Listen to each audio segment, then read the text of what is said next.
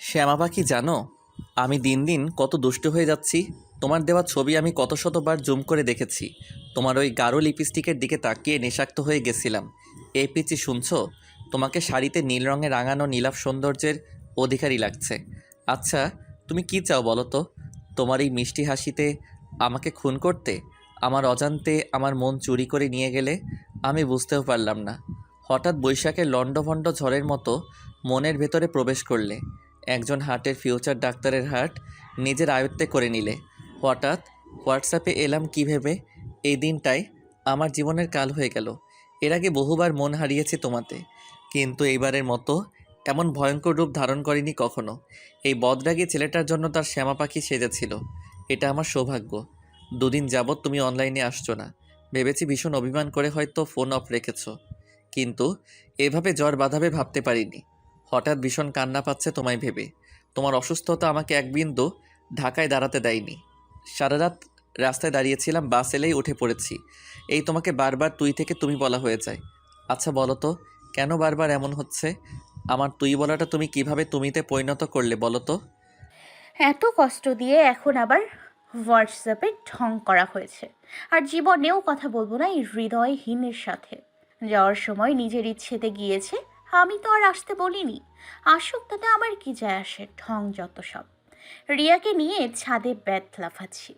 গোলাপি স্কার্ট আর সাদা T shirt পরে বেত লাফাচ্ছি। বেত লাফাতে লাফাতে হাঁপিয়ে গিয়েছি।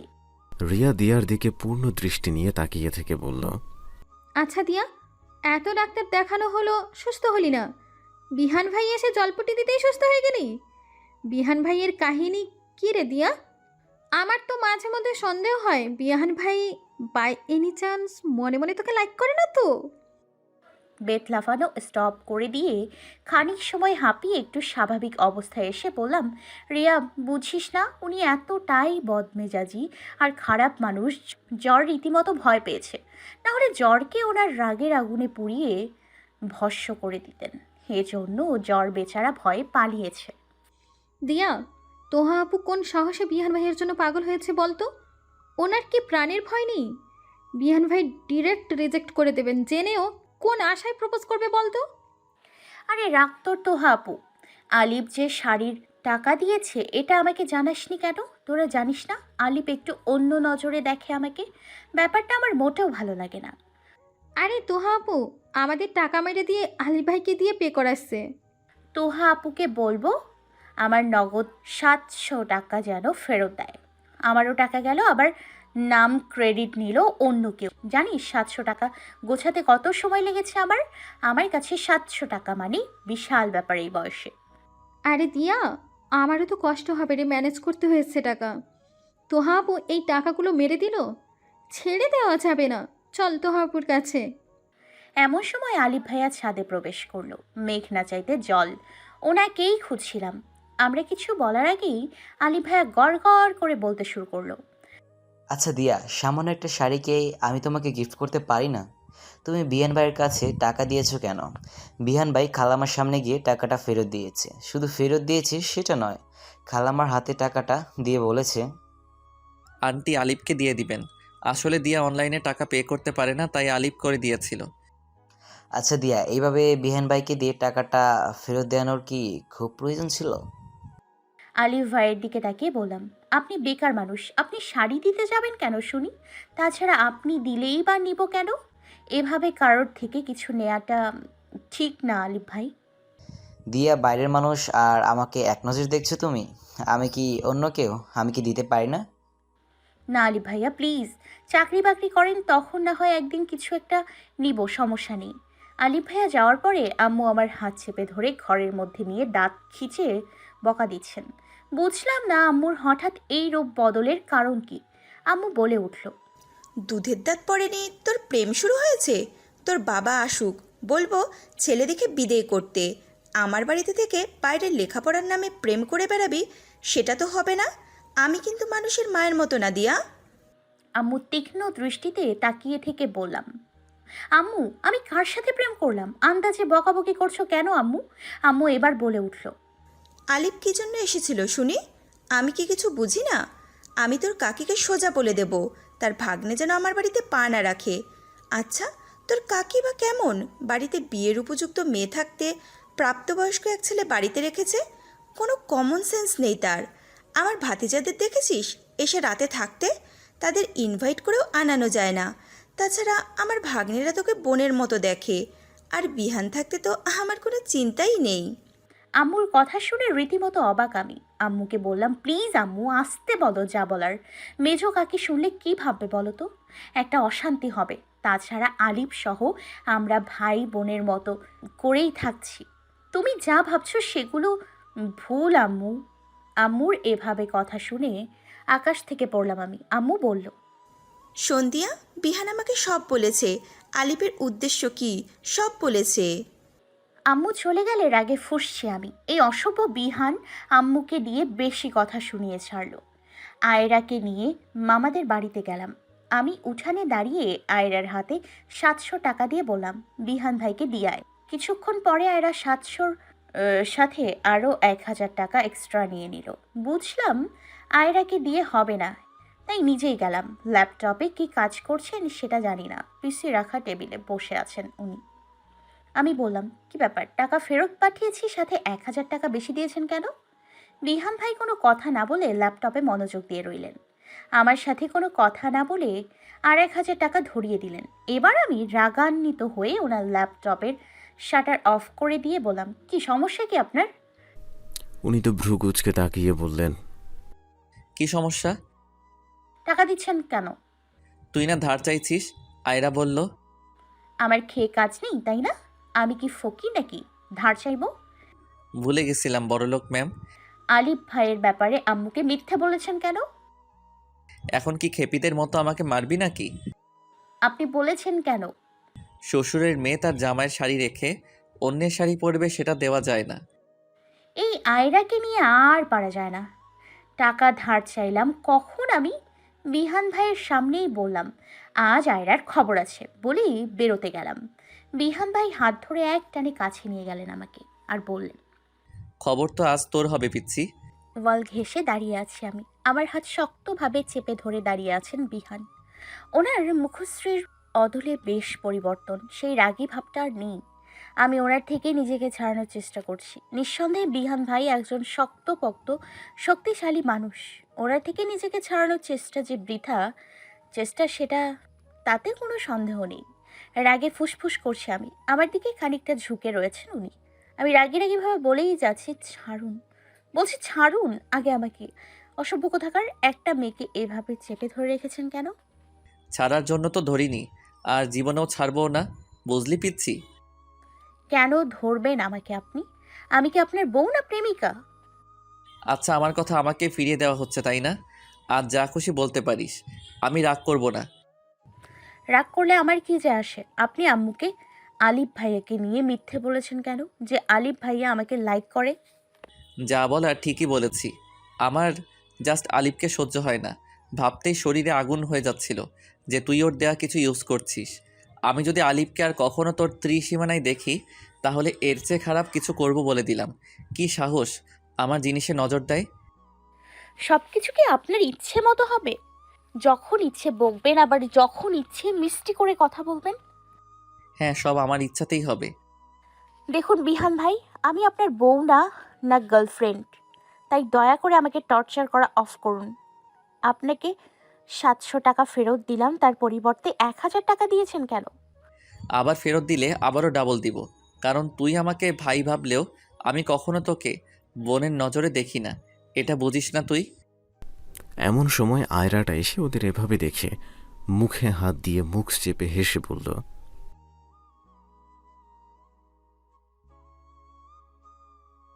কথাটা শুনেই বিহান ভাই কয়েক হাত ছিটকে গিয়ে পড়ল। আমি চোখ বড় বড় করে আয়রার দিকে তাকিয়ে বললাম, কি রে আয়রা, খুব পেকেছিস তাই না? প্রেম মানে কি, হ্যাঁ? এই বয়সে তুই প্রেম কি সেটাও বুঝিস? আয়রাটা হেসে দিয়ে বলল,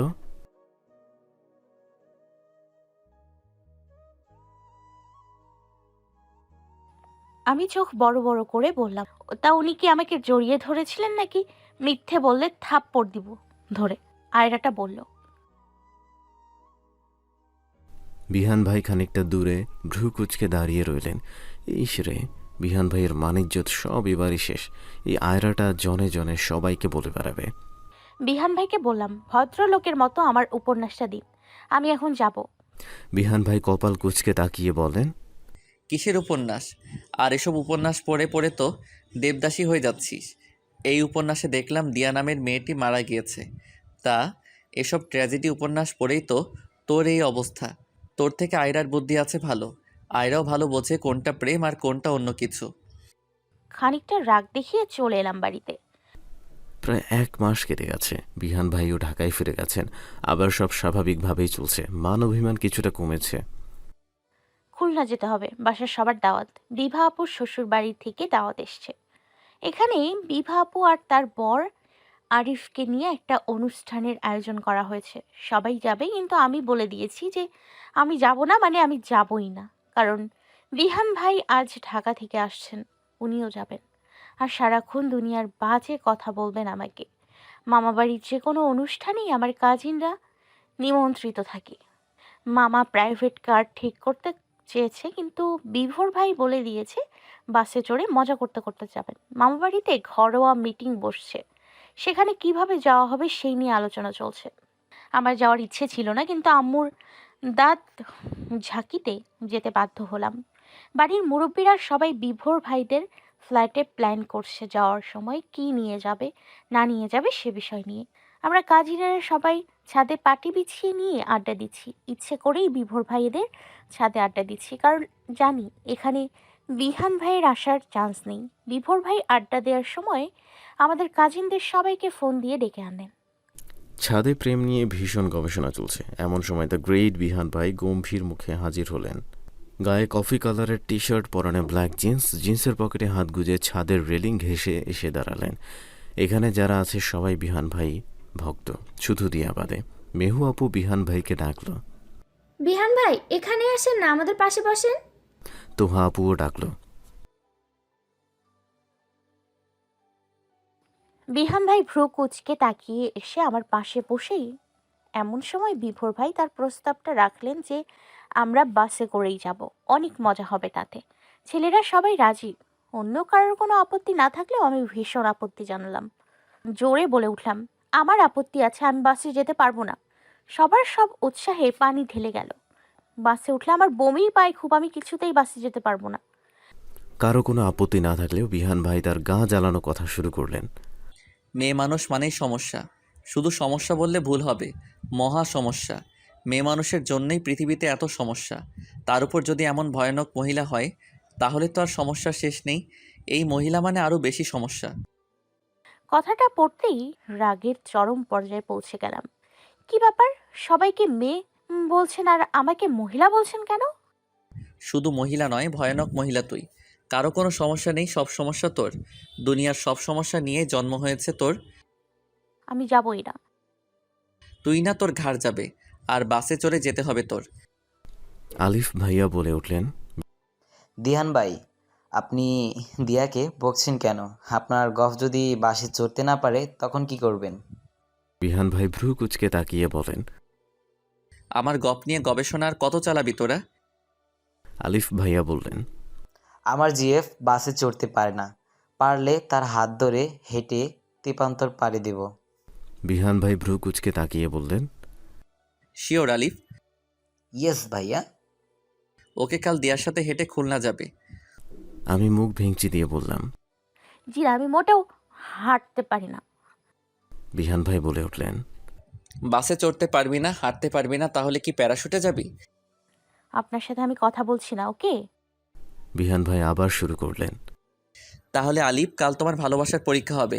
তেপান্তর নয়, জাস্ট খুলনা হেঁটে যাবা। তিয়াস ভাই বলল, ও হেঁটে যেতে যেতে আমরা বাড়ি ফিরে আসব। বিহান ভাই বললেন, আগে গিয়েই বুঝুক। মুখে বলে মেয়েদের ইমপ্রেস করাটা খুব ইজি ব্যাপার, কাজে করে দেখানো মোটেও ইজি নয়। তিয়াস ভাইয়া বলল, বিহান ভাই, মানুষ কাউকে ভালোবাসলে তার জন্য সব কিছু করতে পারে, অসম্ভব কিছু নয়। সিরিয়াসলি, তোদের মতো গফের জন্য হাত কাটতে পারবো না, গফের কথায় উঠতে বসতে পারবো না, রেগুলার গফ নিয়ে স্যাডনেস স্ট্যাটাস দিতে পারবো না। দিয়া বলল, তাহলে ভালোবাসবেন কিভাবে? সোজা বিয়ে করে তাকে আমার মতো করে সাজিয়ে নিব। মেয়ে মানুষের বুদ্ধি কম, বোঝে কম, চিল্লাই বেশি। ওদের মতো হব কেন? পুরুষ জাতির একটা সম্মান আছে না? তাদেরকে আমাদের মতো করে তৈরি করব। দিয়া বলল, শুনুন, মোটেও বাজে কথা বলবেন না। মেয়ে মানুষ বোঝে কম, চিল্লায় বেশি, বুঝি কম। কেন দিয়া, তাতে কোনো সন্দেহ আছে? অবশ্যই বিহান ভাই, আমি এর তীব্র নিন্দা জানাচ্ছি। আমার শ্বশুরের মেয়েকে দেখে বোঝো। তার জামাই যে তার মেয়ের পিছে ছুটছে সে বুঝতেই চাইছে না। তাহলে কি মেয়ে মানুষের কোনো বুদ্ধি আছে বলো? থাকলে নিশ্চয়ই বুঝতে পারতো। তাই আমি আমার কথা উইথড্র করলাম না। মেহু আপু বলল, আরে বিহান ভাই, আপনারও কফ আছে? এটা কি শোনালেন? কে সেই মহিষী নারী? আমি শিওর, নিশ্চিত ভীষণ ম্যাচিউরিটি সম্পন্ন কোনো মেয়ে। নিশ্চয়ই ডাক্তারি পড়ে, তাই না বিহান ভাইয়া? তোহা আপু বলল,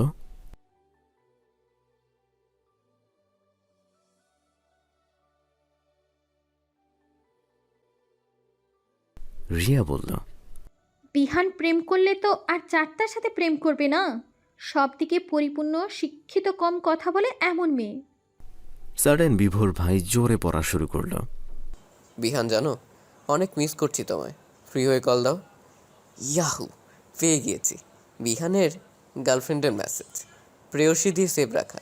বিহান তলে তলে এত দূর, ভালোবেসে আবার প্রেয়সী দিয়ে সেভ রাখা। বিহান ভাই এবার বললেন, সবার বকবক শেষ হলে এবার বলি গাইস, তার আগে বিভোর আমার ফোন দে। পার্সোনাল জিনিস দেখা ঠিক না মোটেও। আমার গফ তোদের কারো বর্ণনার সাথে মেলেনি। তবে সে সত্যি খুব সুন্দর, প্রেমে পড়ার মতোই। ম্যাচুরিটির মও নেই তার মাঝে। এই রেগে যাচ্ছে, এই রাগ কমছে, এই বেত লাফাচ্ছে, এই কার্টুন দেখছে। ভীষণ অবুঝ আর রাগের ডিব্বা একটা। তার সাথে রোজ কথা হয় না, 2-1 মাস পর পর দেখা হয়। সে জানেই না তাকে আমি ভালোবাসি। জানলেও বলবে মজা করছি, না হলে রিজেক্ট করবে, কারণ তাকে বিরক্তি করি এটা সে মেনে নিতেই পারে না। এখন যদি সে জানে এগুলো তার নামেই বলছি, না জানি কত কী ভাববে। বিভোর ভাই বললেন, ইস, কত নারী যে কপাল পুড়ল। So sad. পরের দিন সকাল 10টায় আমরা রওনা হলাম খুলনার উদ্দেশ্যে। বাসে যে যার মতো সিট নিয়ে বসে রইলাম। রিয়া আর বিভোর ভাই পাশাপাশি সিটেই বসছে, আমি আর মিহু আপু এক সিটেই বসেছি। বিহান ভাই আর শুভ ভাইয়া এক সিটেই বসছে। মুরব্বীরা আমাদের আগের সিটগুলোতে বসেছে। শুভ ভাইয়া বিহান ভাইয়াকে রিকোয়েস্ট করলো সে মেহু আপুর সিটে বসবে। বিহান ভাই বাধ্য হয়ে উঠে এলেন, মেহু আপুকে বলল। মেহু সামনের সিটে যাও। মেহু আপু খুশি মনে উঠে গেল। আমার পাশে রাক্ষস মানব এসে বসলেন। পাশের সিটের এক গাদা মেয়ে বিহান ভাইয়ের দিকে তাকিয়ে আছেন। বোঝাই যাচ্ছে তারা বিহান ভাইয়ের প্রতি ক্রাস্ট। মেয়েগুলোর হাসি দেখে গা জ্বলছে আমার। রিয়া হুড়হুড় করে বিভোর ভাইয়ের গা ভরে বমি করে ভাসিয়ে দিল। বিভোর ভাইয়ের যা অবস্থা দেখার মতো না। এদিকে মেয়েগুলো এসে বিহান ভাইয়ের নাম্বার চাইছে। বিহান ভাই কিছু বলার আগেই দিয়া ওনার নাম্বারটা বলে দিলাম। বিহান ভাই রেগে একবার তাকালেন রিয়ার দিকে। এমন সময় আমারও বমি পাচ্ছিল। বিহান ভাই দ্রুত একটা পলিথিন ধরলেন আমার সামনে। বমি শেষে বললেন, সামান্য রাস্তা জার্নি পারিস না? বমি করে ক্লান্ত হয়ে বিহান ভাইয়ের কাঁধে মাথা রাখল দিয়া। বিহান ভাই দিয়ার মুখের দিকে একবার তাকালেন মাত্র, কাকে যেন ফোন দিলেন। রবিম, আমার বাইকটা নিয়ে আয় তো দ্রুত। চাবি আছে বাসায়, এলিনা আন্টি আছে, ওনার কাছে চাইলেই দিবে। পিচ্চি বাসে চড়তে পারছে না। বাসের মধ্যে বিহান ভাইয়ের কাঁধে মাথা দিয়ে ঝিমিয়ে পড়েছি আমি। চোখ মেলে চাইতেই পারছি না, মাথাটা ঝিমঝিম করছে আমার। বিহান ভাই মাথায় হাত বুলিয়ে দিচ্ছেন, একটা গ্যাসের ট্যাবলেট আর সাথে একটা বমির ঔষধ খাইয়ে দিলেন। বিহান ভাইয়ের বুকে গিয়ে মাথা ঠেকে গেল। অপরদিকে বিভোর ভাইয়ের যে কি অবস্থা! বিভোর ভাইয়ের শরীর রিয়ার বমিতে একাকার অবস্থা। শুভ ভাইয়া বলল, বিভোর ভাই শুভ ভাইয়ার কথা শুনে রেগে কি একটা অবস্থা। বাস ভর্তি মানুষের মাঝে শার্ট খুলে ফেলেন, গায়ে স্যান্ডো গেঞ্জি পরে শার্ট জানালা দিয়ে ফেলে দিলেন। রিয়াকে ফিসফিস করে বলছে, এখন তোমার জামা আমাকে দাও। বাসভর্তি মানুষ আমার ইজ্জত দেখছে। রিয়া হেসে দিয়ে বলল। ওকে দিলাম, তাইলে নেন। বিভোর ভাই বললেন, আরে না না, ভুলেও না। এই জন্যই তো নিব্বি বলি। নিব্বি না হলে কেউ এই বাসের মধ্যে নিজের ড্রেস খুলতে চায়? আম্মু এসে আমাকে খানিকটা বকা দিল। এখনো বাসে চড়া অভ্যাস করতে পারলাম না। ঢাকা লেখাপড়ার জন্য কি করব আমি? এই মেয়ে দিয়ে কিচ্ছু হবে না, কত কিছু। শুভ ভাইয়া বলল,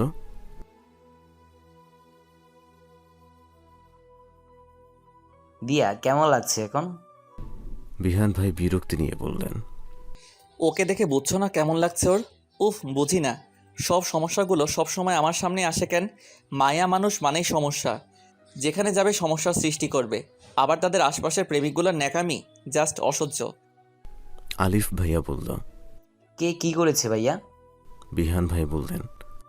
please go to your seat now. Bihan ভাই ড্রাইভারকে বাস থামাতে বললেন। ড্রাইভার বাস থামিয়ে দিলেন। পাশের সিটের মেয়েটা বলল। নেমে যাচ্ছেন নাম্বারটা? বিহান ভাই বিরক্ত হয়ে বললেন। আমাকে নেটওয়ার্কের মধ্যে খুঁজে পাবেন না। এই পিচিকে দেখছেন? আপনার ফোনই আস্ত রাখবে না। সো এগুলো চিন্তা বাদ দিন। রমিম ভাইয়া বাইক নিয়ে চলে এলো। বিহান ভাই আম্মুকে বলল। আম্মু বলল। ফুপি, আমি দিয়াকে নিয়ে বাইকে যাচ্ছি। সাবধানে যাস বাবা। রমিম ভাইয়া বিভোর ভাইয়ের জন্যও শার্ট নিয়ে এলেন। বাস থেকে ক্লান্তি নিয়ে নামলাম। বাসটা আবার ছেড়ে দিল। রমিম ভাইয়া দিয়াকে দেখে বলল। কি ব্যাপার দিয়া, এত ক্লান্ত হয়ে পড়েছে যে? আগে বাসে চড়নি? ক্লান্তি নিয়ে বললাম, বাসে চড়তে পারি না আমি। রমিম ভাইয়া বলল। বেহান, প্রেয়সী বারবার কল দিচ্ছে, তুই নাকি মেসেজ সিন করছিস না? সে না খেয়ে হাত কেটে ফেলেছে। বিহান ভাই আমার দিকে তাকিয়ে পড়লেন। বিহান ভাই যেন এমন একটা মুহূর্তের জন্য প্রস্তুত ছিলেন না। আমি কপাল কুঁচকে তাকালাম ওনার দিকে। বিহান ভাই রমিমের দিকে তাকিয়ে বললেন। কেন, প্রেয়সীর সমস্যা কি? স্যাকা খেয়েছি নাকি? স্যাকা খেয়ে হাত পাত কাটলে আমি সান্ত্বনা দিতে যাব না। এগুলো সাইকোমার্কা মানুষ, জাস্ট বিরক্তিকর। না, তুই মেসেজ সিন করছিস না তাই। মেসেজ আনসিনের জন্য হাত কাটলে ব্লক ডান বলে দিস। You and she know very well who I am. So ওর জায়গা ব্লক লিস্টে থাকবে। থাক ভাই, পাগলামি করিস না, ফোনটা রিসিভ করিস। বুঝিস না, ভার্সিটির সেরা সুন্দরী, ডাক্তার বাবার মেয়ে, তুই বলতে পাগল। আমি নিচে ঠোঁট কামড়ে ধরে রমিম ভাইয়ের কথা শুনছি। বিভোর ভাইয়ের কিঞ্চিত দৃষ্টি আমার দিকে, আর চোখে আমার দিকে তাকিয়ে আছেন যে আমি কি ভাবছি। বিহান ভাইয়ের দিকে চোখ পড়তেই অনিচ্ছাকৃত হাসি দিলাম আমি। বিহান ভাই রমিম ভাইয়াকে বলল। বাহ ভাই, নাইস, বিশাল উপকার করলি। কোন টাইমে যে কি বললি, অনেক বড় উপকার হলো আমার। শালার ডাফার, কি বাস যে দিয়ে দিলি। অনিচ্ছাকৃত একটা হাসি দিয়ে বললাম, ইয়ে রমিম ভাই, আমাদের ভাবি বুঝি খুব সুন্দরী? রমিম ভাইয়া হেসে দিয়ে বলল। অনেক সুন্দর দিয়া, দেখলে চোখ ফেরাতে পারবা না। বিহানের সাথে খুব মানায় থাকে। ভাইয়া আর ভাবির রিলেশন কবে থেকে? ভার্সিটির প্রথম থেকেই গুঞ্জন শোনা যায়। বিহান ভাই রমিম ভাইয়ার দিকে রেগে গিয়ে বললেন। শালা প্রেয়সী, তোর ক্রাশ আমার কিছুই হয় না। ওদাই আমাকে বিরক্ত করে। আমার জাস্ট অসহ্য লাগে। আর তুই কার সামনে কি বলছিস? এমনি ওর মাথায় সমস্যা, উল্টাপাল্টা বুঝবে শিওর। অটো এসছে, এবার বিদায় হ শালা। একটা অটো করে রমিম ভাইয়া চলে গেল। একটা কৃষ্ণচূড়া গাছের নিচে দাঁড়িয়েছিলাম আমরা। ওই জায়গাটা এত সুন্দর, রাস্তার দুপাশ জুড়ে অনেক দূর পর্যন্ত কৃষ্ণচূড়া গাছের ছড়াছড়ি। প্রকৃতির এক লাল পরিবেশ, চারদিকে তেমন কোলাহল নেই। আমি পায়ে জুতা খুলে পিচ ঢালা রাস্তায় খালি পায়ে ফুলের উপর দিয়ে হাঁটছি। মনে হচ্ছে ফুলের রাজ্যে প্রবেশ করেছি। বিহান ভাই বাইকে হেলান দিয়ে দাঁড়িয়ে আছেন। প্রকৃতির এত সুন্দর পরিবেশ আগে দেখিনি আমি। মন চাইছে ডানা মেলে উড়ি। ফুলের বিছানায় ঘুমোতে মন চাইছে আমার। এভাবে খালি পায়ে বেশ কিছুক্ষণ সময় হাঁটলাম আমি। কিছুক্ষণের মাঝে একটা ইজি বাইক দেখলাম আর দাঁড় করালাম। কোথায় যাবেন জিজ্ঞেস করতে বললাম খুলনা যাব। ভাড়া ঠিকঠাক করে ইজি বাইকে উঠে পড়লাম আমি। বিহান ভাই রীতিমতো অবাক। আমি ইজি বাইকে খুলনা যাব, তাও আবার খালি পায়ে? আর ইজি বাইকে যাওয়ার কারণেই বা কি? আমাকে ইজি বাইকে উঠতে দেখে বিহান ভাই দ্রুত এগিয়ে এসে আমার হাত ধরে ইজি বাইক থেকে হ্যাচকা টেনে নামিয়ে বলেন, হোয়াট দ্য, কোথায় যাচ্ছিস? ওনার দিকে মুড নিয়ে তাকিয়ে বললাম, আমি খুলনা যাচ্ছি। ভ্রু কুচকে তাকিয়ে বলেন। খুলনা এই ইজি বাইকে? তো আপনার বুঝি তাতেও আপত্তি আছে? অফকোর্স আপত্তি আছে। এক্ষুনি নাম ইজি বাইক থেকে। না, নামবো না। ভাই আপনি চলেন। বিহান ভাই বলেন। ওয়েট, ওনাকে নামিয়ে দিন ভাই ইজি বাইকে থেকে। আমি নামাবো কেন ভাই? আমাকে রিজার্ভ করা হয়েছে, উনি 1200 টাকা দিবেন। সারাদিন একটা ভালো টিপস পেয়েছি। আমি বললাম, আরে ভাই, আপনি ওনার সাথে বকবক করছেন কেন? আমি বলছি যেতে, আপনি চলুন।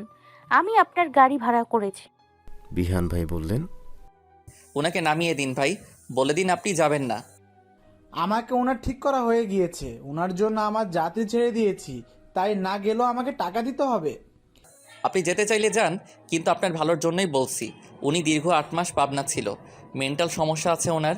যান, খানিক সময় পরে পেছন থেকে গলা কামড়ে ধরবে। ওনার দিকে তাকিয়ে দেখুন, খালি পায়ে কেউ খুলনা যায়? একা একটা মেয়ে, আপনার কি অবাক লাগছে না? আমাদের বাসার কাজের বুয়া উনি।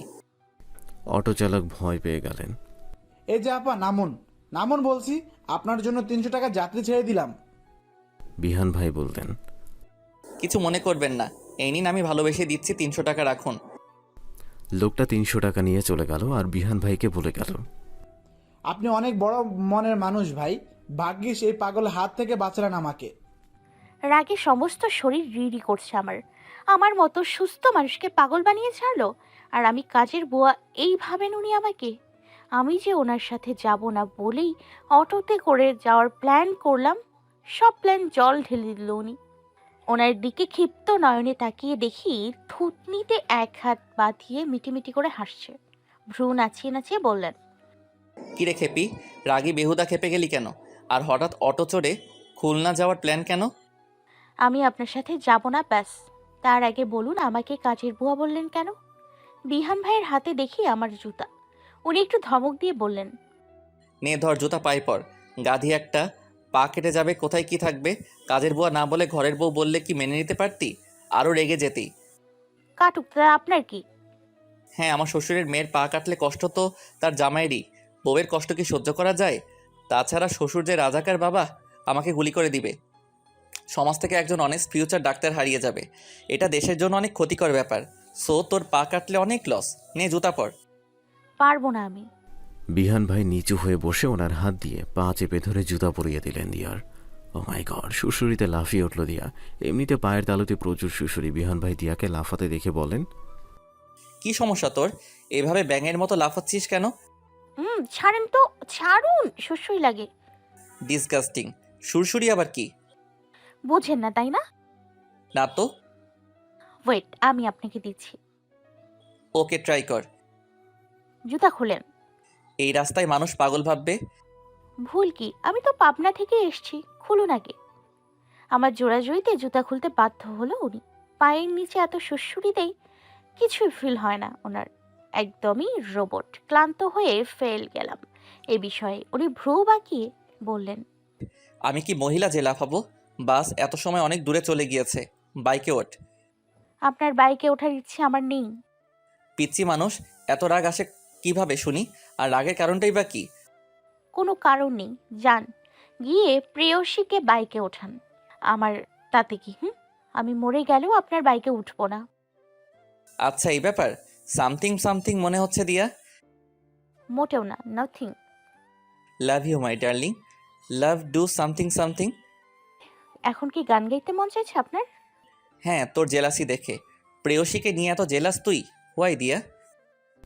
কথাটা মুখের উপর ঝুঁকে এসে বললেন উনি। জেলাসির কি আছে? বুঝি তো, প্রেমে টেমে পড়েছিস হয়তো, লজ্জায় বলতে পারছিস না, তাই না দিয়া? একদম বাজে কথা বলবেন না আপনি। চুপচাপ বাইকে ওঠ, নইলে বুঝবো আমার প্রেমে পড়েছিস। বাধ্য হয়েই ওনার বাইকে উঠলাম। মানুষ যে এত অসহ্য ভাবে বাইক চালাতে পারে আগে জানতাম না। এটা কি বিশ্রীভাবে চালানো? এক্ষুনি পড়ে যাব এমন একটা ভাব। দ্রুত ওনার শার্ট খামচে ধরে বললাম, আস্তে চালান বলছি। বাইক থেকে 3 ফিট দূরে বসলে এমন হবেই, পারলে কোমর জড়িয়ে বস। বাধ্য হয়ে কোমর জড়িয়ে ধরে বসলাম। আমাকে এইভাবে বসাবে বলে শয়তানি করে এত কিছু করেছে। ইস, কি লজ্জা, ওনাকে জড়িয়ে ধরে বসে আছি। উনি আমার দিকে ঘুরতেই ঠোঁটে একটা কামড় দিয়ে বললাম, পাবনা থেকে এসছি গো। পাগল নিয়ে বাইক চাললে কামড় তো খেতেই হবে। বিহান ভাই উফ সাউন্ড করে বললেন, দিয়া, এটা কি তুই?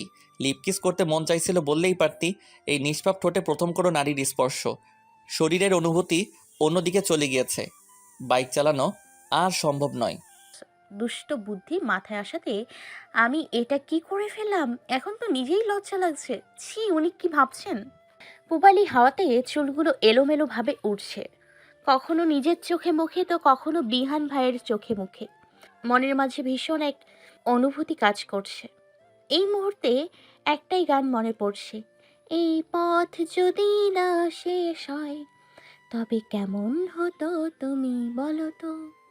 কিন্তু ওনাকে বলা যাবে না, ওনার মনে এক মুখে আর এক। আমি কখনোই আর ওনাকে কিছু বলবো না।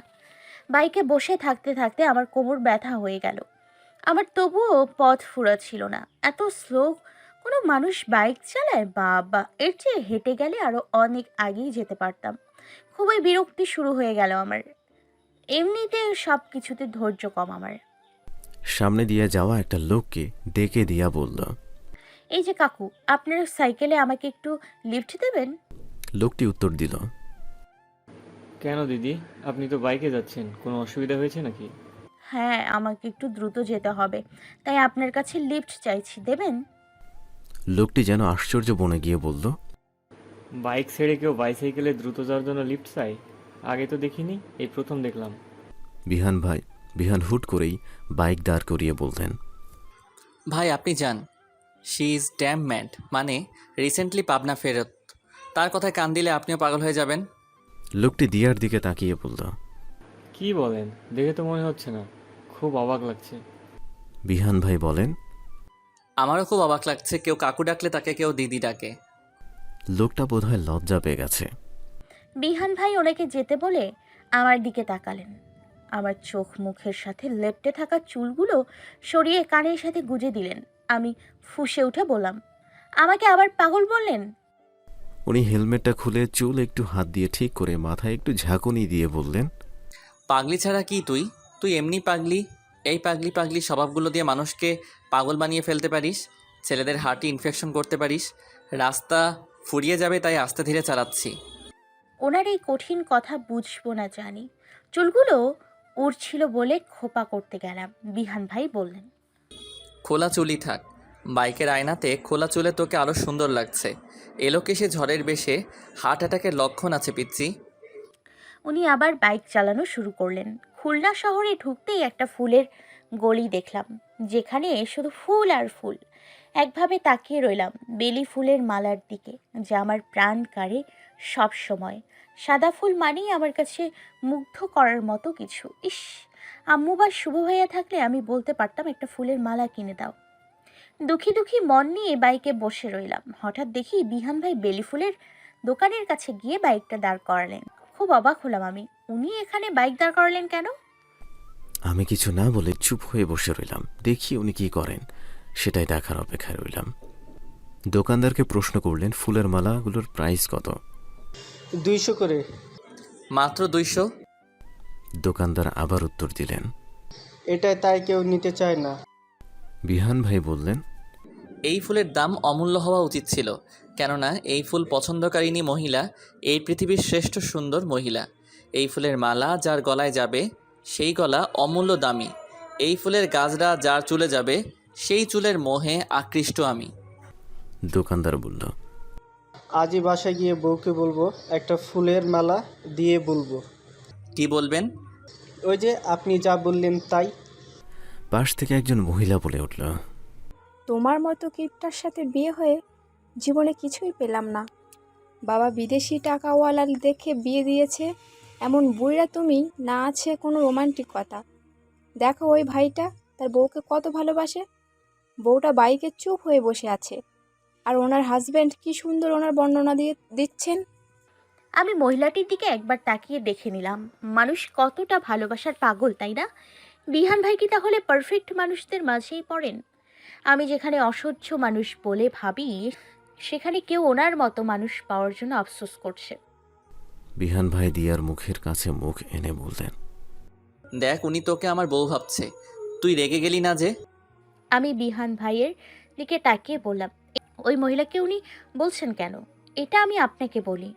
এই উনি ডাক্তার শুধুই আমার একান্ত ব্যক্তিগত আমার। বিহান ভাইয়ের চোখে মুখে রাগের কোনো চিহ্ন নেই। বেলি ফুলের মালা নিজেই আমার গলায় পরিয়ে দিলেন, সাথে সুন্দর একটা গাজরাও দিলেন। গাজরা পরানোর সময় ওনার হাতের আলতো স্পর্শ ঘাড়ে লাগতেই শিউরে উঠলাম আমি। এমন শিহরণ আগে কখনো অনুভব হয়নি। বিহান ভাইকে বললাম, আমি মনে মনে এইটা চাইছিলাম। কিভাবে বুঝলেন? বিহান ভাই নিচের ঠোঁট কামড়ে ধরে বললেন, বাইকের আয়নায় দেখছিলাম তোর নজর কোন দিকে। এখানে চুপটি মেরে দাঁড়া, কোথাও যাবি না কিন্তু। দেখা গেল পুচকি মানুষ, আবার হারিয়ে যাবি। একদমই কোথাও যাবি না? দোকানদারকে দিয়াকে দেখিয়ে দিয়ে বলল, ভাই, এই পিচ্চিটাকে একটু দেখে রাখবেন তো, আমি জাস্ট 2 মিনিটে আসছি। আমি কি এতই ছোট? একটা লোককে পর্যন্ত দেখিয়ে গেল, আমি যেন হারিয়ে না যাই। এগুলো মেনে নেওয়া যায়? আমার হঠাৎ খেয়াল হলো একটা মেয়ে আমার দিকে ভয়ানক অগ্নি দৃষ্টি নিয়ে তাকিয়ে আছে। কারণ কি, কিছুই বুঝলাম না। কে এই মেয়ে? ফুলের দোকানে ফুলের অর্ডার করতে এসছে? মেয়েটা দেখতে অসম্ভব সুন্দর, কিন্তু তার চোখে মুখে ভীষণ রাগ, মনে হচ্ছে এক্ষুনি আমাকে গিলে ফেলবে। মেয়েটির চাহনিতে বেশ ভয়ই লাগছে আমার। মেয়েটির তীক্ষ্ণ দৃষ্টি আমার দিকে। কি অদ্ভুত ব্যাপার, আমার সন্দেহ তাহলে ঠিক হলো? আমাকে সরাসরি প্রশ্ন করলো। এই মেয়ে, নাম কি তোমার? জি, দিয়া। তোমার মাথায় ফুল পরিয়ে দিচ্ছিল ছেলেটা কি? জিউনি মানে? কি ব্যাপার, এত উনি উনি করছো কেন?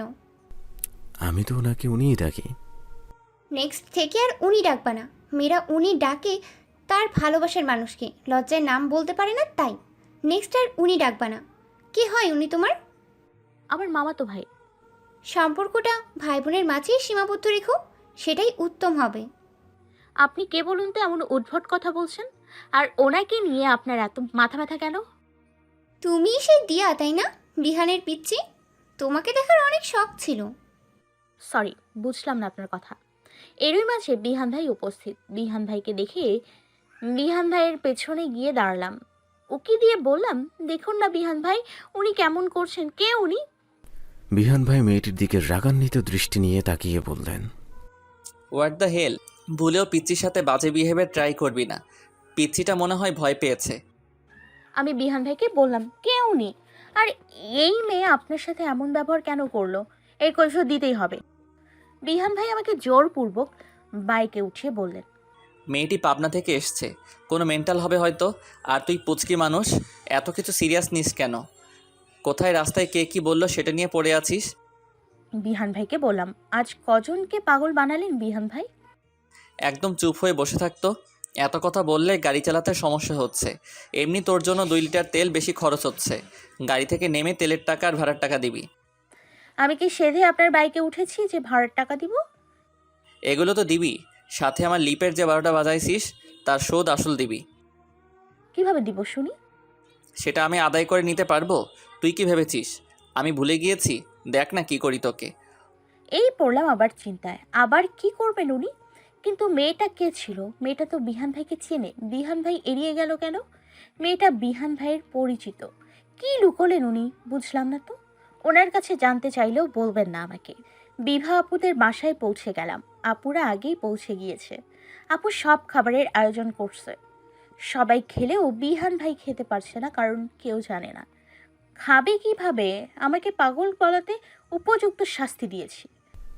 বিহান ভাই বিভোরকে ভাই বললেন, হোয়াট ইজ ইয়োর ফিলিংস বিভোর? বাসে তো একবার খেয়েছিস, এখন আবার খাচ্ছিস?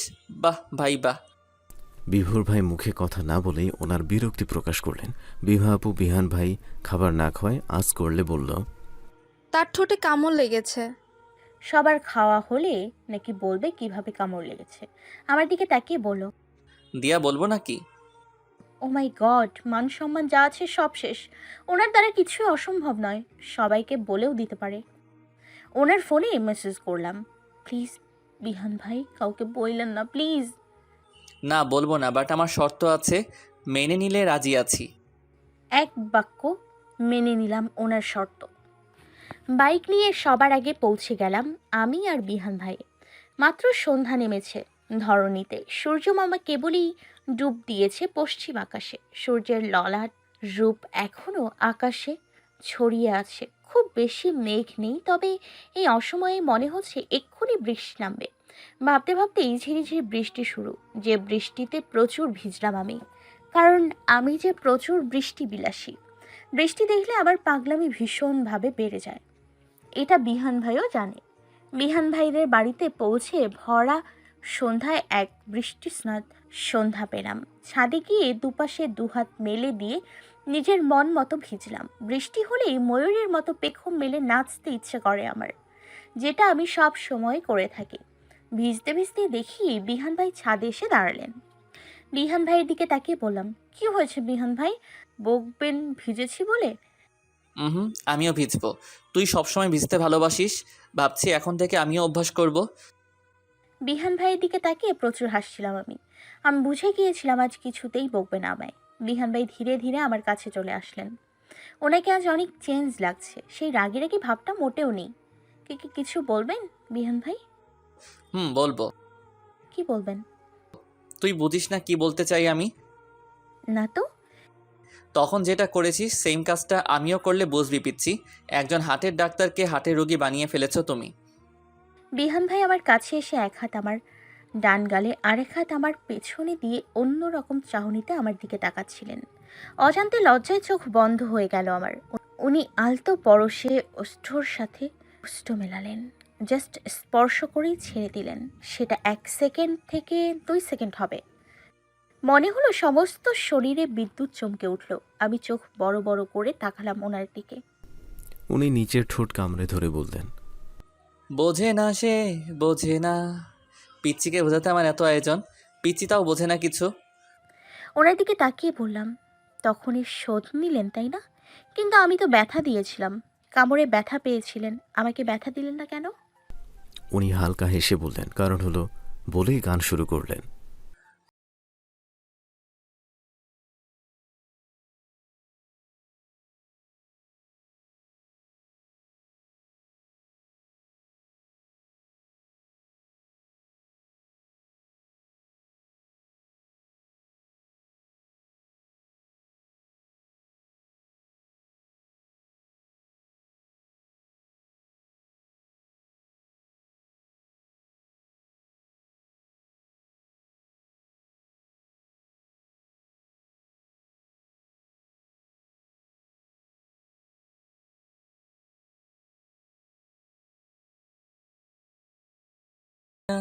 पहली पहली बार आया ओ यारा।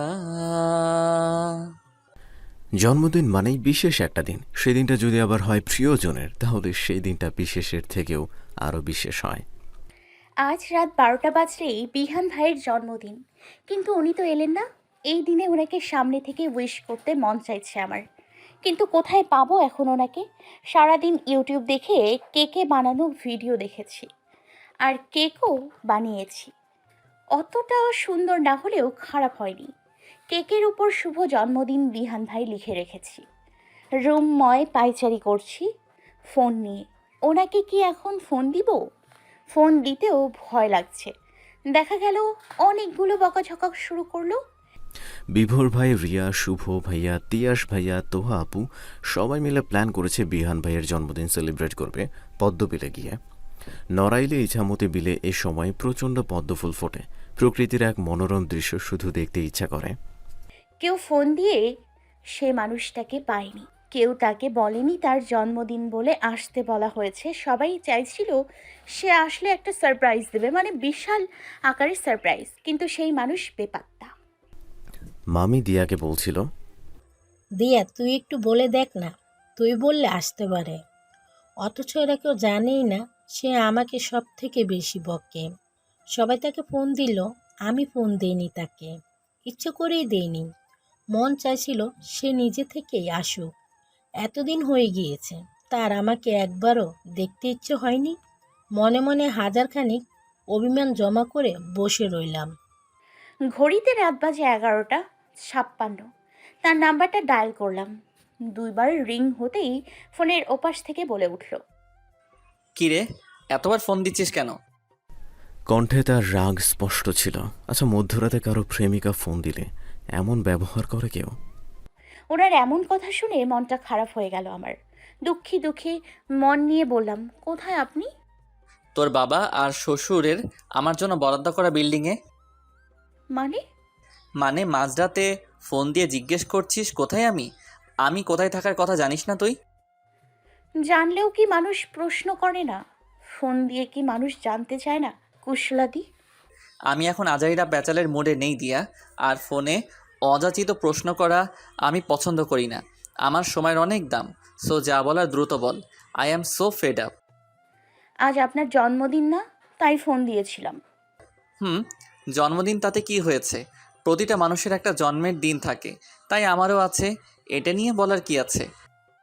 এখন কয়টা বাজে বিহান ভাই? দাঁতে দাঁত চেপে বললেন, আমাকে বিরক্ত করতে ফোন দিয়েছিস এই মাঝরাতে? তুই জানিস কত গুরুত্বপূর্ণ একটা কাজ করছি আমি? এনিওয়ে, 12টা বাজে এখন। শুভ জন্মদিন বিহান ভাই বলেই ফোনটা রেখে দিলাম। মনের মাঝে একরাশ কষ্ট জমা হলো, কিন্তু অতটা সিরিয়াসলি নিলাম না। আমি জানি উনি রেগে গেলে একমাত্র আমার সাথেই রাগ দেখান বেশি।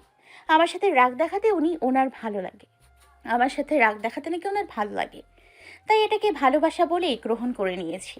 এই রাগের পরেই উনি ভীষণ ঠান্ডা হয়ে যান। আমার অভিমান ভাঙাতে কত দুষ্টুমি করেন।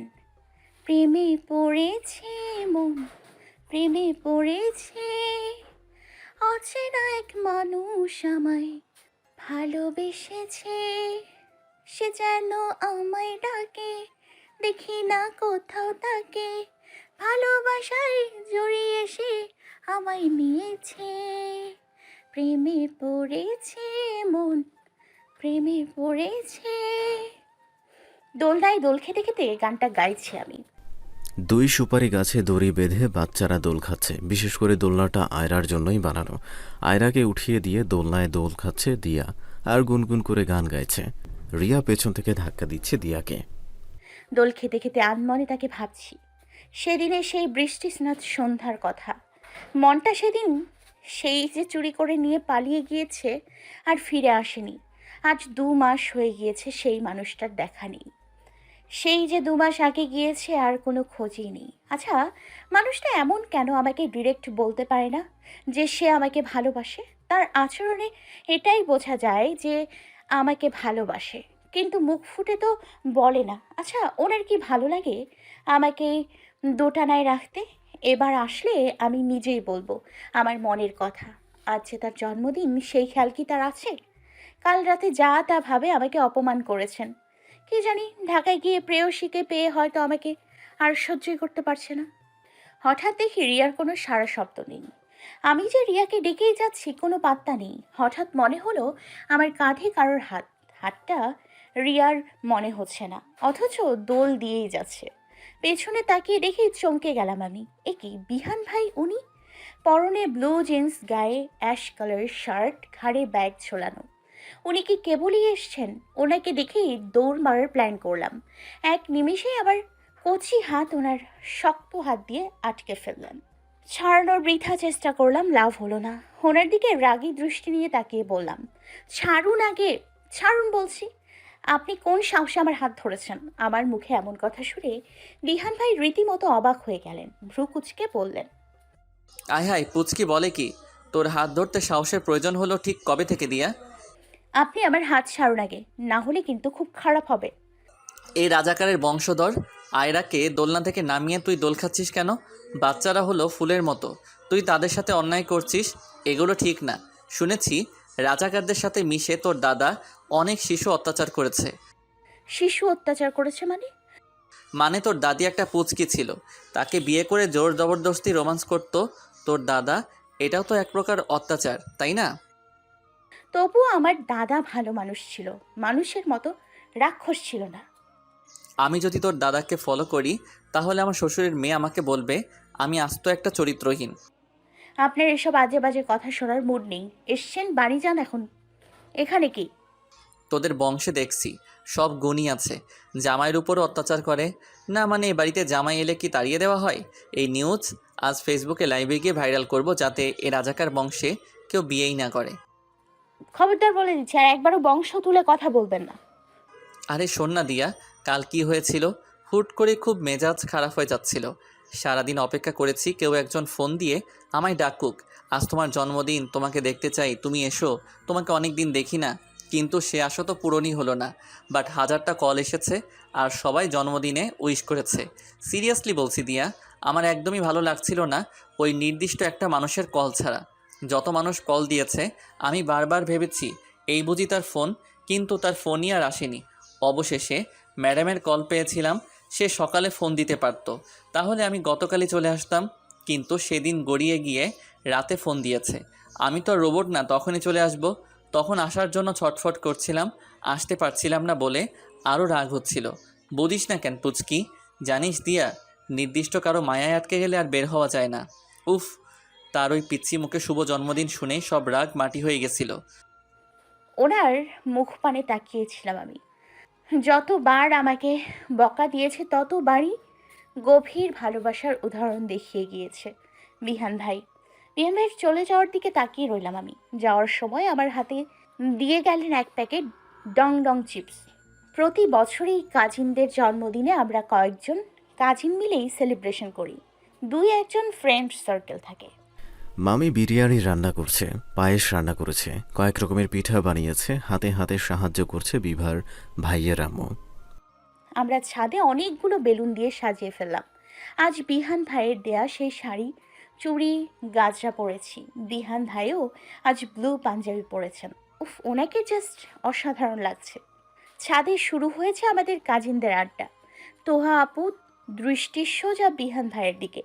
কি জানি কত ভোল্টেজের ক্রাশ খাচ্ছে। মনে মনে ভীষণ রাগ হচ্ছে আমার। তোহা আপু বিহান ভাইকে বলে উঠল, বিহান ভাই অবাক হয়ে বললেন, কোন নাম্বার তোমার? তোহা আপু আরও আশ্চর্য বনে গিয়ে বলল, বিহান ভাইয়ের কথায় স্পষ্ট ক্লিয়ার সে তোহা আপুর নাম্বারই সেভ রাখেনি, এমনকি সে কোনো মেয়েরই নাম্বার সেভ রাখে না। এমন সময় মেহু আপু বলে উঠল, বিহান ভাই ভ্রু কুচকে তাকিয়ে বললেন, ক্রাশ মানে ছেলেদের চোখ দিয়ে ধর্ষণ করা। ছি তোহা, ছি, এই ছিল তোমার মনে? আমার বউ জানলে তো মহা সমস্যা। বিহান ভাই সব সময় এমন আধ্যাত্মিক কথাই বলে থাকেন। বিভোর ভাই বলে উঠলেন, রিয়া, আমার নাম্বার কি দিয়ে সেভ রেখেছো? বাচপন কা প্যার। রিয়া হেসে দিয়ে বলল, বচপন কা দুশ্মন। আপনি আর তিয়াস ভাই আমার ইজ্জত রাখলেন না, ক্লাসের কাউকে প্রপোজ করতে বাদ দিয়েছেন শুনি। বিহান ভাই বলে উঠলেন, রিয়া, তোমাদের ক্লাসের বাচ্চাদেরও এই বুইরা খাটাস মফিসরা প্রপোজ করে। এরা কিন্তু জীবনে দাঁত ব্রাশ করে না, সাবধান। আমার যত বিবাহিত বান্ধবী সবাইকে এরা প্রপোজ করেছে। আমি ইজ্জতের ভয় বলি না যে তারা আমার ভাই হয়। প্রেস্টিজ বলে কিছুই থাকবে না। বিহান ভাই তাহলে কি বলেন? আমাদের কথা বলি হবে কোনো নাপিত টাপিত কিছু? রিয়া হেসে দিয়ে বলল, ঠিকই বলেছেন বিহান ভাই, ব্রাশ করে না। আগের দিন বিভোর ভাইয়ের মুখের বিশ্রী গন্ধে আমি বাসে ওনার গা ভরে বমি করে দিয়েছিলাম। মেহু আপু বলল, বিহান ভাই, আমরা এতবার আসতে বললাম, আসলেন না, হুট করে এলেন যে? আসতামই না। তোমাদের ভাবি রাত 12টায় ফোন দিয়ে বলল আমাকে অনেক দিন দেখে না, তার মুখের কথা কি আমি ফেলতে পারি? সে যখনই ফোন দিয়েছে বিহানের মন এখানে হাজির। তাহলে বিহান ভাই, ভাবি কি নড়াইলেরই? সেটা বলা যাবে না, হতেও পারে। আচ্ছা, আপনি ভাবির কথা এত গুরুত্ব দেন, তাহলে তো আপনি ভাবিকে মারাত্মক ভালোবাসেন। আপনার শ্বশুর মনে করেন ভিলেন হয়ে দাঁড়ালো, বলল অমুক চৌধুরীর মেয়ের যোগ্য না তুমি, যেমন সিনেমায় রাজীব বলে, তখন কি করবেন? সিনেমায় শুধু চৌধুরী খান না, খানও থাকে।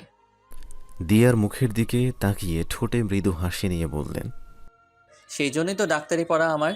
বলবো, শ্বশুরমশাই আপনার মেয়ের অবস্থা ভালো না, আইসিইউতে আছে, আপনার জামাইকে ছাড়া বাঁচবে না, আমার হাতে তুলে দিন। ওনার কথা শুনে আমি বাকরুদ্ধ হলাম। এই মানুষটার মাথায় এত সুন্দর সুন্দর আইডিয়া কিভাবে আসে? আজ বিহান ভাই আর আমার মাঝে কোনো দূরত্ব নেই, মনে হচ্ছে মনের খুব কাছাকাছি চলে এসেছি আমরা। ছাদে সবার আড্ডার মাঝে বারবার চোখাচোখি হচ্ছে আমাদের। কাজিনরা সবাই মিলে অনেক আনন্দ করছিলাম আমরা। কিছুক্ষণ পরেই কেক কাটবো আমরা। নিচ থেকে বিভোর ভাইয়ের আম্মু ডাকলেন, কারা যেন এসছে বাড়িতে। বিহান ভাই আর আমি দোতলার ব্যালকনিতে এসে দাঁড়ালাম। হঠাৎ বাড়ির ভেতরে অচেনা কিছু মানুষের প্রবেশ হলো। 2টা মেয়ে আর 2টা ছেলে। তাদের মাঝে একটা মেয়েকে দেখে ভরকে গেল দিয়া। খুব অবাক লাগলো দিয়ার কাছে। রমিম ভাইয়া বললেন, বিহান, প্রিয়সী এসেছে তোকে সারপ্রাইজ দিতে। বিহান ভাই অবাক হয়ে ভ্রুকুচকে তাকিয়ে পড়লেন দিয়ার দিকে। দিয়ার হাসি খুশি মুখটা সাথে সাথে মলিন হয়ে গেল। দিয়ার মুখশ্রী দেখে বোঝা যাচ্ছে একরাশ মলিনতা ভর করেছে। এই তাহলে সেই প্রেয়সী যার চিন্তা এতদিন কুরে কুরে দিয়াকে খেয়েছে। এই তাহলে সেই মেয়ে যে দিয়াকে ফুলের দোকানে এতগুলো বাজে কথা শুনিয়েছিল। বিহান ভাইয়ের দৃষ্টি স্থির দিয়ার দিকেই ছিল। দিয়ার চোখে পানি ছলছল করছে। বিহান ভাই দিয়ার মুখ দেখেই বুঝতে পারলেন দিয়ার মন খারাপ হয়ে গেছে। প্রেয়সী নামের মেয়েটি এসেই বিহান ভাইকে জড়িয়ে ধরতে গেল শুভ জন্মদিন বলে। বিহান ভাই বিরক্ত হয়ে বললেন, স্টপ ইট প্রেয়সী, এটা কি হচ্ছে? এটা কি বেডরুম? তোর হাজবেন্ডকে পেয়েছিস আনমনে জড়িয়ে ধরছিস? এটা আমার বাড়ি, এখানে আমার আব্বু আম্মু ভাই বোন সবাই আছে। এখানে কালচার এমন না। এখানের মেয়েরা ছেলেদের কাছাকাছি গেলেই নিজে থেকে দূরত্ব বজায় রাখে, কারণ তারা মনে করে একটা ছেলের সংস্পর্শে গেলে তাদের সম্মান নষ্ট হবে। প্রেয়সী ডোন্ট কেয়ার ভাব নিয়ে বলল, বিহান, গ্রামে এসে কেমন একটা হয়ে যাচ্ছিস। একটা মেডিকেলের স্টুডেন্টদের মুখে এমন স্টুপিড কথা মানায় না। হঠাৎ বিহান ভাইয়ের মুডের যে কি হলো, একরাশ বিরক্তি দেখা যাচ্ছে ওনার মধ্যে, তবুও অনিচ্ছাকৃত হাসি। আমি হেসে দিয়ে বললাম, না না না আপু, আপনি জড়িয়ে ধরুন। জড়িয়ে না ধরলে উইশ করাটা সম্পূর্ণ হবে না। প্রেয়সী দিয়াকে বলল, তুমি না দিয়া, সেই ফুলের দোকানের মেয়ে? দিয়া বলল। যাক, ভোলেননি তাহলে। প্রেয়সী আপুর সাথে আরেকটা আপু এসেছে, সেই আপুটার নাম অবনী। অবনী আপু বললেন, এই কি সেই বিহান? বিহান ভাই কথা ঘুরিয়ে বললেন, আচ্ছা, তোরা আসবি আমাকে জাস্ট বলবি তো। আর বুঝলাম না হঠাৎ কি মনে করে। আমি তো জাস্ট এলাম ঢাকা থেকে, তোরা আসবি আমাকে জানাবি না? বিহান ভাইয়ের দুজন বন্ধু বলল, ভেবেছিলাম ঢাকায় সেলিব্রেশন করব, কিন্তু তুই তো চলে এলি। তোর জন্মদিন বলে কথা, আমরা কি সেলিব্রেশন করতে পারি না ভাই? আর প্রথমবার তোদের বাড়িতে এলাম, একটু খাতির যত্ন কর। এমন সময় দিয়ার দুই মামি এগিয়ে এলেন। বিহান ভাই পরিচয় করিয়ে দিলেন, আম্মু আমার ফ্রেন্ডরা। দিয়ার দুই মামি স্বভাব সুলভ হাসি দিয়ে বললেন, তোমরা এসেছো, আমরা খুব খুশি হয়েছি। তোমাদের যখন মন চাইবে তোমরা আসবে। প্রেয়সী আপু বিহান ভাইয়ের আম্মুকে সালাম করে বললেন, আপনি চাইলে আজীবন থাকবো আন্টি। মামি মাথায় হাত বুলিয়ে দিয়ে বললেন, আচ্ছা মা, থেকো। আর সালাম করছে কেন? পায়ে হাত দিয়ে আজকাল সালাম করে না, কেউ দেখিনি তেমন। প্রেয়সী আপু এমনভাবে সালাম করলেন যেন উনি এ বাড়ির বউ, তাই শাশুড়িকে সালাম করলেন। ওপর থেকে বিভোর ভাই সবাই নেমে এলো। মামি সবাইকে নাস্তা খেতে দিলেন। দিয়া হাতে হাতে এগিয়ে দিচ্ছে। প্রেয়সী আপু বলে উঠলেন, দিয়া, তুমি না এই বাসার আত্মীয়, তাহলে তুমি কাজ করছো কেন? তুমিও বসো, নাস্তা করো। বিহান ভাই বলে উঠলেন, ও এ বাড়ির আত্মীয় না, বউ, এই জন্য আত্মীয়দের আপ্যায়ন করছে। দিয়া প্রেয়সী আপুকে বললেন, এটা আমার নিজেরই বাড়ি আপু, আগে কখনো আসেননি তো তাই জানেন না। বিভোর ভাইদের সাথে বিহান ভাইদের বন্ধুদের পরিচয় হলো। যাক, জমিয়েই আড্ডা দিচ্ছে আবার। আমার মনের মাঝে অদ্ভুতভাবে জ্বলে পুড়ে ছাই হয়ে যাচ্ছে। প্রেয়সীর বিহান ভাইকে নিয়ে অতিরিক্ত মাতামাতি দেখে আমার খুবই রাগ হচ্ছে। প্রেয়সী আপু, আপনি যা করছেন, বিহানের গার্লফ্রেন্ড দেখলে কিন্তু বিহানের ব্রেকিং নিউজ আছে কপালে, শিওর। এদিকে বিহানের চোখে মুখে কি মারাত্মক বিরক্তি, সেটা বলে প্রকাশের মতো নয়। ঢাকা থেকে আসা বিহান ভাইয়ের আরেকজন বন্ধু বলে উঠল, কিসের ব্রেকিং নিউজ? বিহানের কোনো গফই নেই। ও সারা জীবন বলে ওর এক পিচ্চি আছে, ওর এক পিচ্চি আছে, সারাদিন তার নাম গুনগানি করে, কিন্তু কখনো রিলেশনে যায়নি। এই জন্য বিহানের গফ হিসাবে আমরা প্রেয়সীকেই সিলেক্ট করেছি। আর বিহন যে মেয়েটির কথা বলে সেটা মেবি রূপকথার কেউ। বিহান ভাই বিরক্ত হয়ে বললেন, চেঞ্জ দ্য টপিকস প্লিজ, বিষয়টা নিতে পারছি না। আর প্রেয়সী, তোকে কতবার বলবো এগুলো বাদ দে, আমার খুব বিরক্ত লাগে এগুলা। আর তুই যা করছিস আমাকে নিয়ে, আমার আম্মু কাকিমণি মামা ব্যাপারটা কোন চোখে দেখবেন? এখানে আমার একটা সম্মান আছে, দয়া করে এগুলা থেকে বিরত থাক প্লিজ। আর হ্যাঁ, আমার গপ আছে, এটা সত্য, সে সত্যি আছে। আর আমি তাকে ভীষণ ভালোবাসি, তাই আমি তাকে কারোর সামনে প্রেজেন্ট করি না, নিজেকেও তার সামনে প্রেজেন্ট করি না। ঢাকা থেকে আসা বিহান ভাইয়ের এক বন্ধু বলল, বিহান, তোর হাইট আর প্রেয়সীর হাইট একই রকম, দুজনই মেডিকেলের স্টুডেন্ট। প্রেয়সী দেখতে অনেক সুন্দর, তোদের যা মানায় না। আর তুই যে মেয়ের কথা বলে সিরিয়াসলি বলছি, তোর সাথে যায় না তাকে। এই দিয়া, তুমি বলো, প্রেয়সীর সাথে মানায় না ভালো বিহানের? আমি অনিচ্ছাকৃত একটা হাসি দিয়ে বললাম, মেহু, তোহা, তিয়াস, বিভোর ভাইয়া সবাই বলল, বিহান ভাই ইনি তাহলে আপনার তিনি। বলেই সবাই প্রেয়সী আপুকে ভাবি ভাবি বলে ডাকা শুরু করলেন। বিহান ভাই বললেন, হাইট, গায়ের রং, যোগ্যতা, প্রফেশন, টাকা, স্কিন কালার, এগুলো দিয়ে কখনো মেড ফর ইচ আদার হওয়া যায় না। তখনই হওয়া যায় যখন এগুলোর ঊর্ধ্বে গিয়ে দুজন দুজনকে বুঝতে পারে। দুজনের না বলা কথা অনুভব করতে পারে, দুজন দুজনকে মানিয়ে নেওয়ার ক্ষমতা থাকে। বিহান ভাইয়ের কথা শুনে ওনার বন্ধুদের মুখ কালো হয়ে গেল। আমি ওখান থেকে উঠে নিচে চলে গেলাম মামির কাছে। মামির সাথে খাবার গোছাতে সাহায্য করছি। এমন সময়ে অবনী নামের মেয়েটি মামির কাছে এসে বললেন, আন্টি, বিহানকে কেমন মেয়ে দেখে বিয়ে দিবেন? মামি হেসে দিয়ে বলল, বিহানের যেমন পছন্দ তেমন মেয়ে দেখে বিয়ে দিব। অবনী আপু বলল, আন্টি, বিহান কিন্তু প্রিয়সীর সাথে একটা রিলেশনে আছে, হয়তো লজ্জায় বলতে পারে না। আপনি না হয় বিহানের সাথে কথা বলে বিয়ের ব্যবস্থা করুন। মামি কাজের দিকেই মন দিয়ে বললেন, আমার ছেলের লেখাপড়া আগে শেষ হোক, তারপর বিয়ে। তার আগে বিয়ে করলে আমি সেটা মেনে নিব না। তাছাড়া আমার ছেলের বেস্ট ফ্রেন্ড আমি, কখনো আমাকে এমন কিছু বলেনি। যদি আমার ছেলে এমন কিছু বলে তখন না হয় ভাবা যাবে। মামির থেকে খুব একটা পাত্তা না পেয়ে অবনী আপু আবার চলে গেল।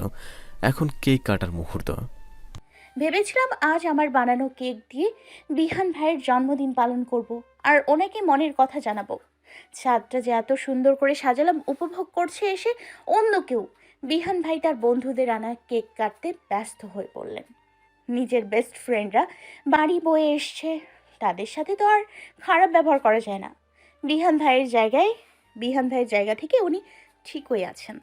আমি ছাদের এক কোণায় দাঁড়িয়ে আছি, মনের মাঝে ভীষণ অশান্তি হচ্ছে, চাইলেই কান্না করতে পারছি না। এমন সময়ে অবনী আর আরেকটা ছেলে আমার কাছে এসে বলল, শুনেছি তুমি নাকি বেশিরভাগ এখানেই থাকো, নিজেদের বাড়ি ছেড়ে মামা বাড়ি এসে থাকো কেন এত?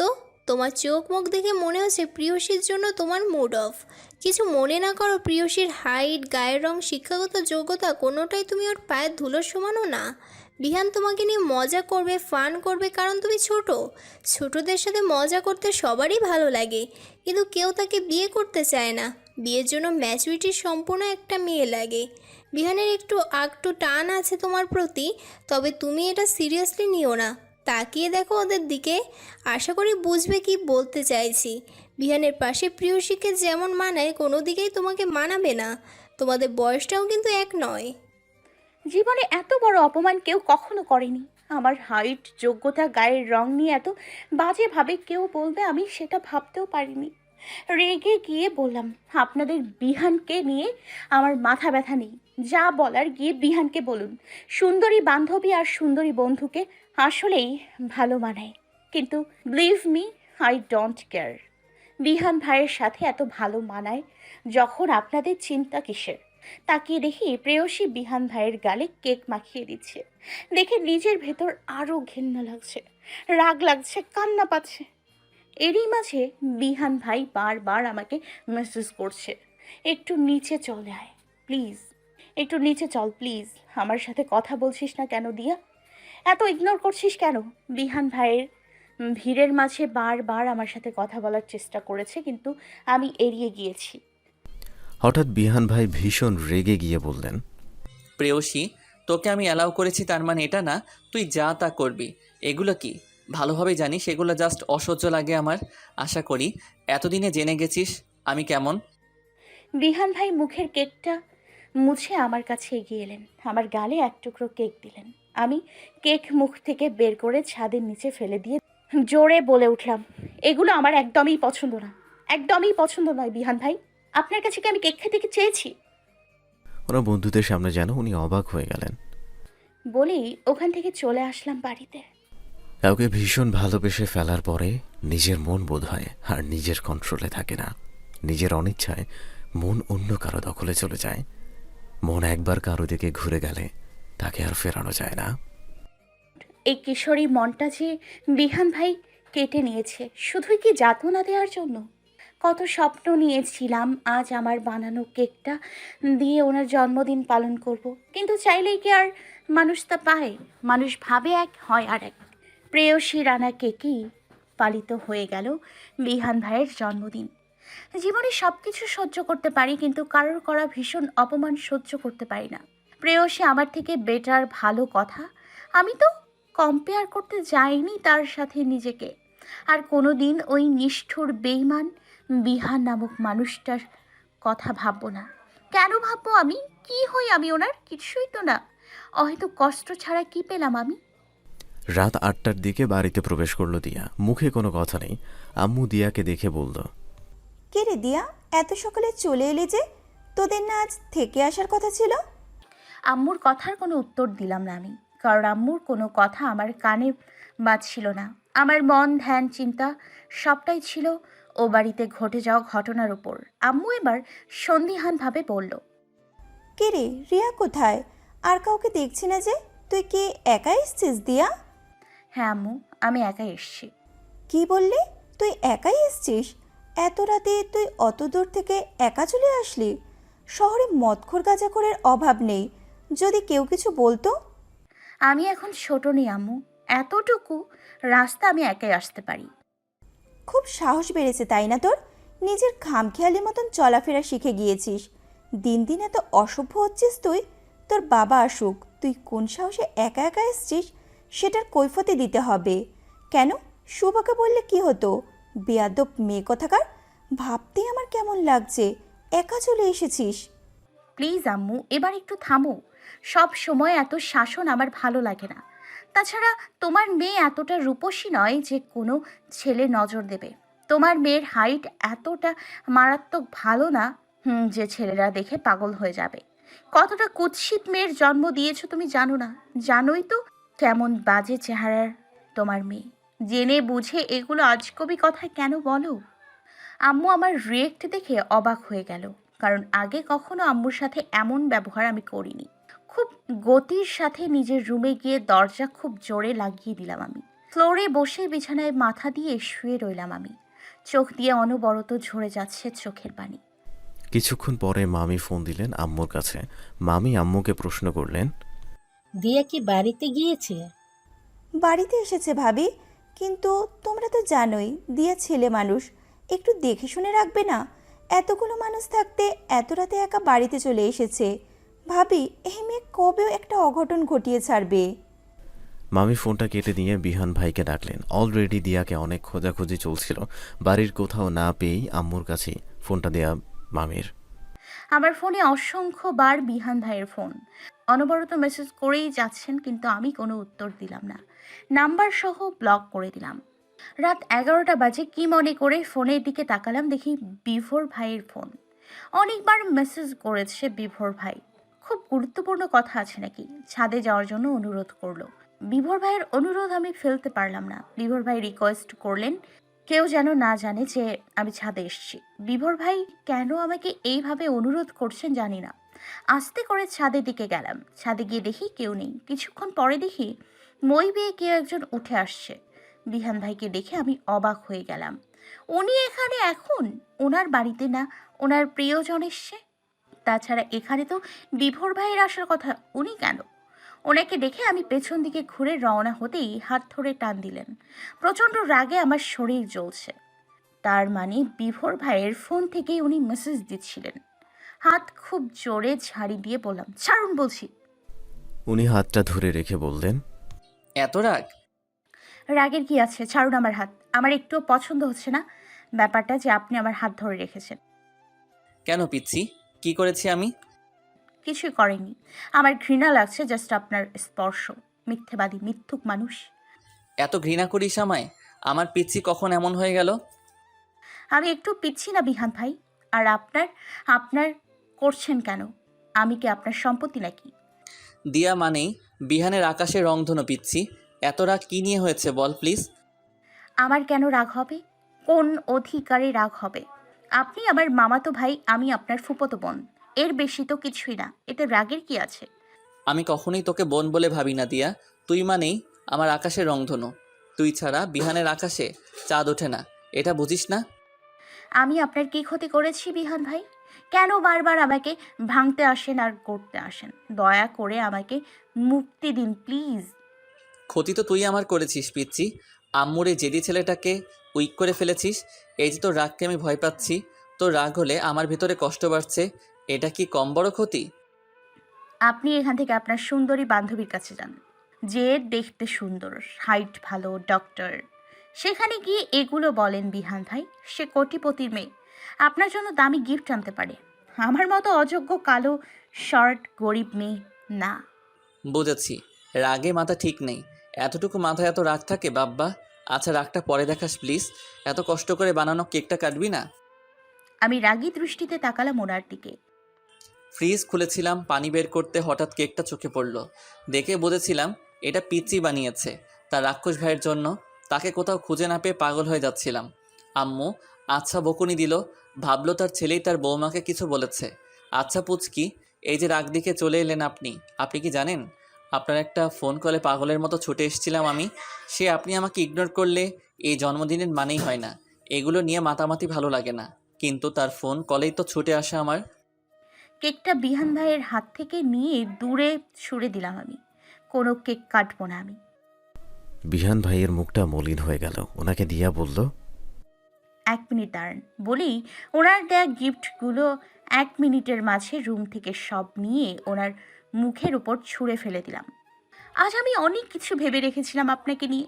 আমি জানি আপনি বকুনি দিতেন, তাও আমি রেডি ছিলাম। আপনাকে নিয়ে মনের মাঝে তৈরি হওয়া ফিলিংসগুলো একটু একটু করে দানা বাঁধছিল আমার মনে। আপনাকে আমি ভালোবেসেছিলাম বিহান ভাই, ভীষণ ভালোবেসেছিলাম। কিন্তু আপনি আবার কিশোরী মন নিয়ে খেলা করেছেন। নিজের প্রেমিকা থাকতেও আমার সাথে প্রেমিকা সুলভ আচরণ করেছেন। আপনার বন্ধুরা আমাকে যে অপমান করেছে আমি কোনো দিন সেটা ভুলবো না। আজ থেকে আপনাকে আমি চিনি না, চলে যান এখান থেকে। সেদিন রাগে অভিমানে আমার মাথা ঠিক ছিল না। বিহান ভাইয়ের মুখটা ছিল ভীষণ মলিন। ছাদ থেকে চলে এসে ওনাকে ব্লক করে দিলাম সব জায়গা থেকে। প্রায় 15 দিন কেটে গেছে, আর কোনো যোগাযোগ নেই কারোর সাথে কারোর। বিহান ভাইয়ের একবারের জন্যও দিয়ার খোঁজ নেননি বা কারোর সাথে যোগাযোগ করেননি। দিয়াও নিজের মতো করে রইল। বিহান ভাইকে বোধহয় প্রথমবার কেউ এত অপমান করছে। যা ইচ্ছা ভাবুক, দিয়ার তাতে কিছুই আসে যায় না। হঠাৎ দেখি ফোনে 10টার মতো মিসড কল। নাম্বারটা সম্পূর্ণ অচেনা, আগে কখনো দেখিনি।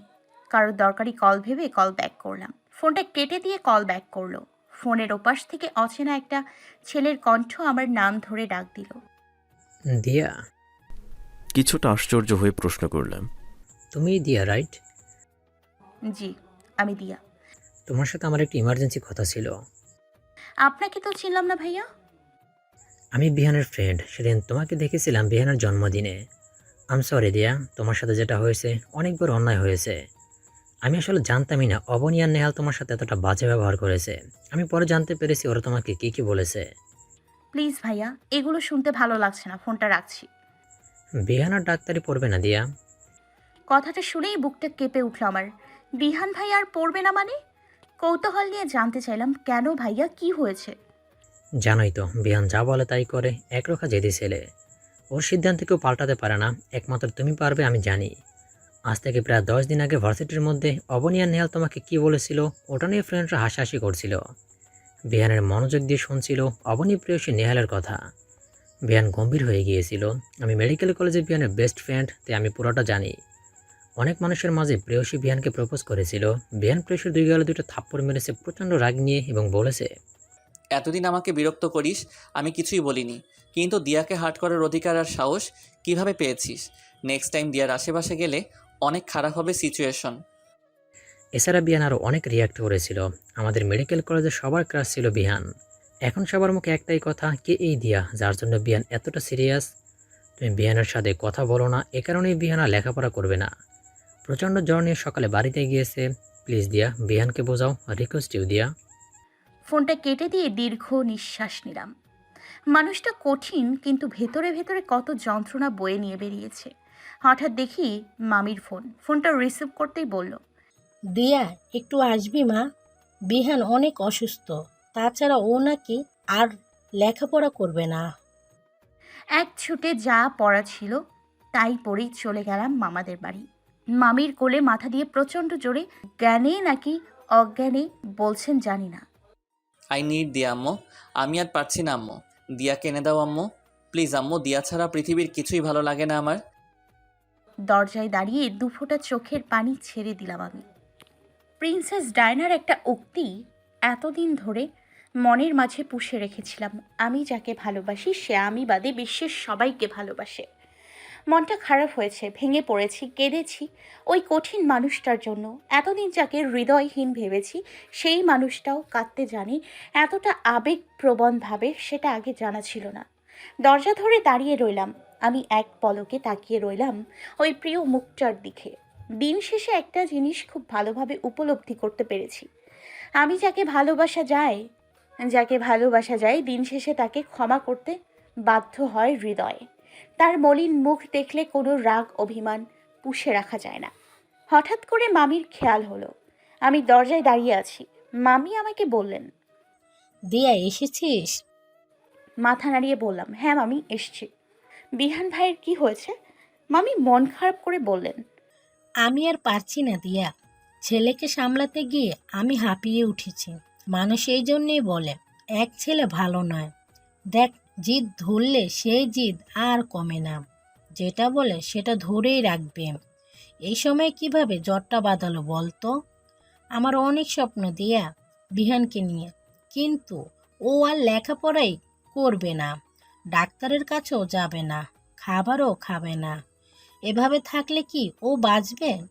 আল্লাহ কি দুনিয়ার সব জিদ আমার ছেলেটার মাঝে দিয়েছেন? একবার যেটা না বলে পৃথিবী সব বিসর্জন দিল, সেটা আর হ্যাঁ হবে না। জানিস, আমার ছেলেটা রাগী হলো অতটা খারাপ না, ওকে একটু বুঝে নিতে পারলে অতটাও খারাপ না, শুধু একটু বুঝলেই হয়। আমি বুঝতে পারছিলাম মামি আমাকে ডিরেক্টলি কিছু বলতে পারছেন না। মামি যেটা বোঝাতে চেয়েছেন সেটা আমি বুঝেছি ভালোভাবেই। মামিকে বললাম, আমি দেখছি মামি, কিন্তু তোমার ছেলে কি আমার কথা শুনবে? 2-4টা থাপ্পড় লাগিয়ে দেবে আমাকে। মামি বললেন। কিছুই বলবে না দিয়া, আমার ছেলে আমি তো চিনি মনের গতি।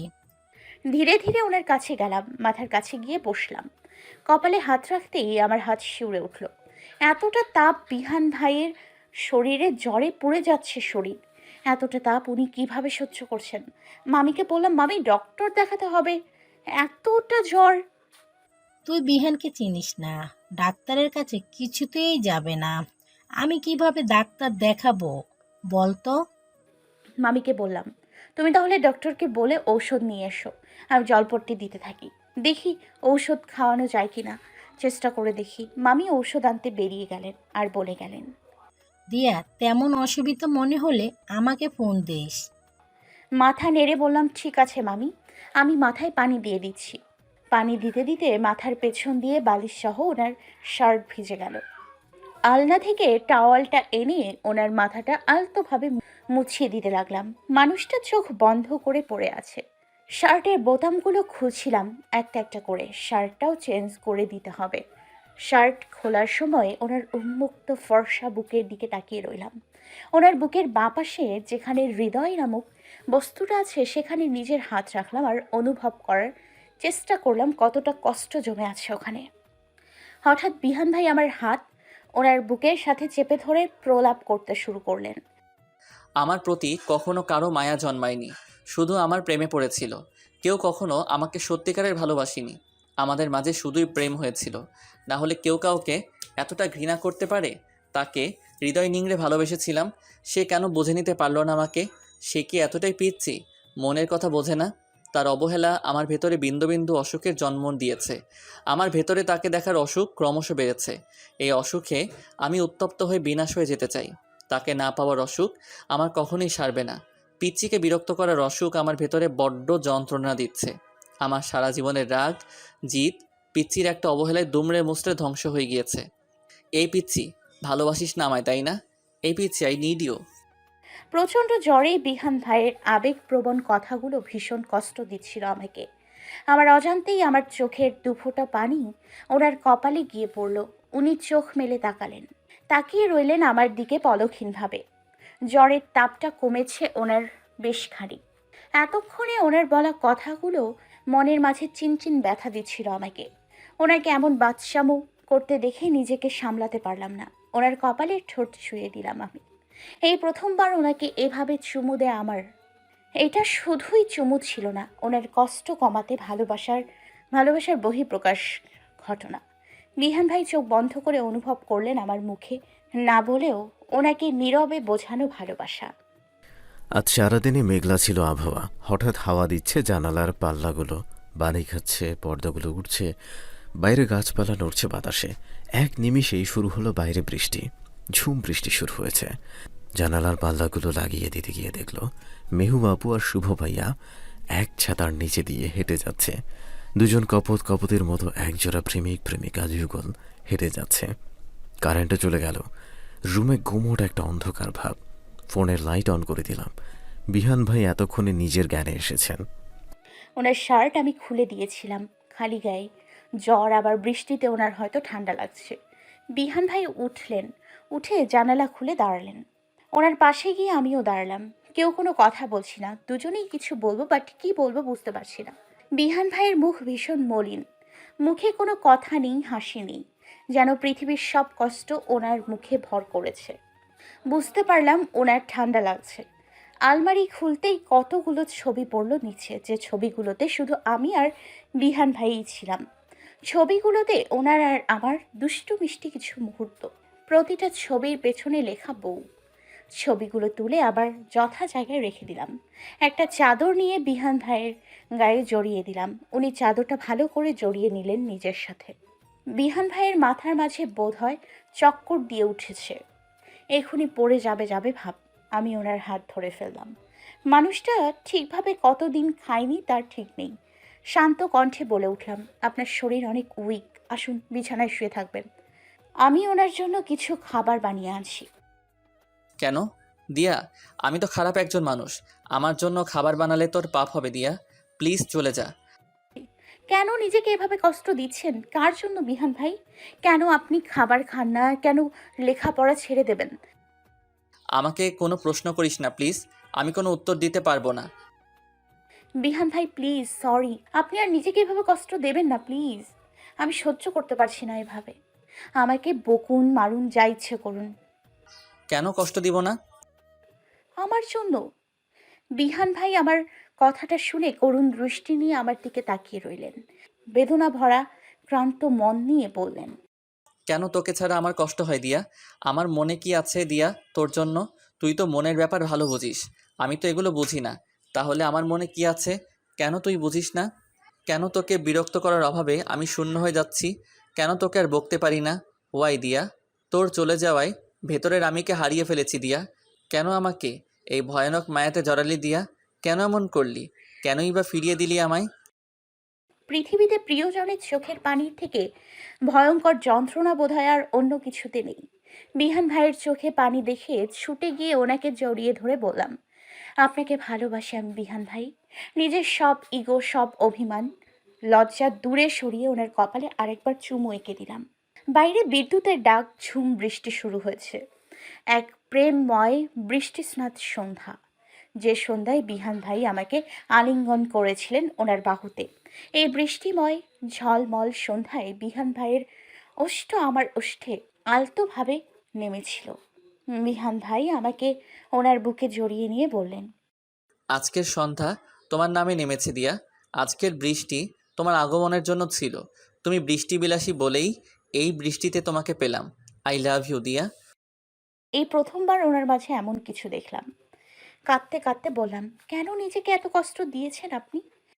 তুমিও যে এতটাই কষ্ট পেয়েছো এতদিন। কেন বলেননি ভালোবাসেন আমায়?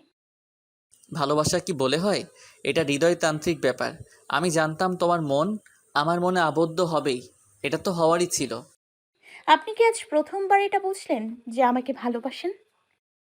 এর আগেও এক বৃষ্টি স্নাত সন্ধ্যায় আমি তোমার প্রেমে পড়েছিলাম।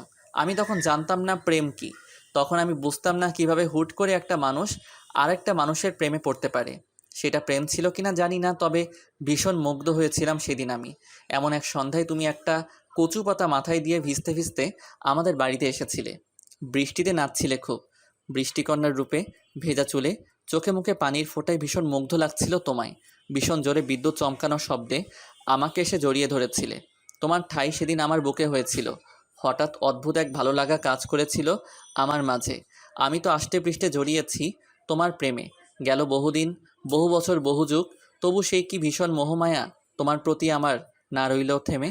ঢেউয়ের ন্যায় স্ফীত হয়ে অমাবস্যা, পূর্ণিমা তিথি অসংখ্য পেরিয়ে সেই তো তোমারই টান হলো না আমার পাওয়া মুক্তি সে মরণদশা হতে, যে সূক্ষ্ম মায়ায় তুমি তোমার প্রতি আমায় ফেরালে বারবার। দীর্ঘ সময় পরে বললাম, সারুন এবার মামি এসে দেখে ফেলবে, কি ভাববে বলুন তো, ছি লজ্জার ব্যাপারে। আম্মু এমন প্রাইভেট টাইমে ঢুকবে না, বুঝবে ছেলে তার হবু বৌমাকে নিয়ে বিজি আছে। মামি এসে যদি বলে হঠাৎ জ্বর কমে গেল কিভাবে, কি বলবেন? বলবো দিয়া চুমু দিয়েছিল, বেস্ট মেডিসিন ছিল আম্মু। দিয়াকে বলো আরেকবার চুমু দিতে। মামি আমাকে এ বাড়িতে আসা বন্ধ করে দেবে। কেউ কিছু বললে সোজা বিয়ে করে ফেলবো। আম্মু জানে তার ছেলে যেটা বলবে ওইটাই করবে। হয়েছে, ছাড়ুন এবার। আপনাকে খাবার খেতে হবে এখন। আমি খাবার আনতে যাচ্ছি। খেতে পারি এক শর্তে। কি শর্ত? এই কচি পুচকি হাতে খাইয়ে দিতে হবে কিন্তু। মিষ্টি হেসে সম্মতি জানালাম। আমি রান্নাঘরের দিকে রওনা হতেই বিহান ভাই হাত টেনে ধরে বললেন। 1 মিনিট দিয়া। ওনার কথায় দাঁড়িয়ে গেলাম আমি। আলমারি খুলে কি বের করছিলেন জানি না, কিছু একটা খুঁজছিলেন। হঠাৎ সারপ্রাইজিং ভাবে আমার সামনে হাঁটু গেড়ে বসে পড়লেন। আমার হাতটা ধরে হাতে একটা চুমু দিয়ে বললেন, এর আগে ছেলেটার বউ হবি। অন্যদের মতো সময় রোমান্টিক মোডে থাকতে পারবো না, খুব রাগাবো, খুব জ্বালাবি। গ্রহণ করবি আমায়? হেসে দিয়ে বললাম, এই রাগী ছেলেটাকেই ভালো লাগে আমার। বিহান ভাই দিয়ার হাতে সাদা 2টা চিকন গোল্ড রূপার রিং পরিয়ে দিলেন। তোর না এগুলো পছন্দ? অনেকদিন আগেই বানিয়েছিলাম, দেওয়া হয়নি। এক গুচ্ছ কাচের চুড়ি এগিয়ে দিয়ে বললেন, চুড়ি খুব ভালোবাসিস তাই না? আমার সব ভালো লাগাগুলো জায়গা করে গিফট দিলেন আমাকে। আমি জাস্ট মুগ্ধ। হাসতে হাসতে বললেন, আম্মুর বৌমা পৃথিবীর শ্রেষ্ঠ নারীকে আম্মুর ছেলের জীবনে ওয়েলকাম। এই বৃষ্টিস্নাত সন্ধ্যা সাক্ষী থাকলো আমাদের ভালোবাসার পিচ্ছি।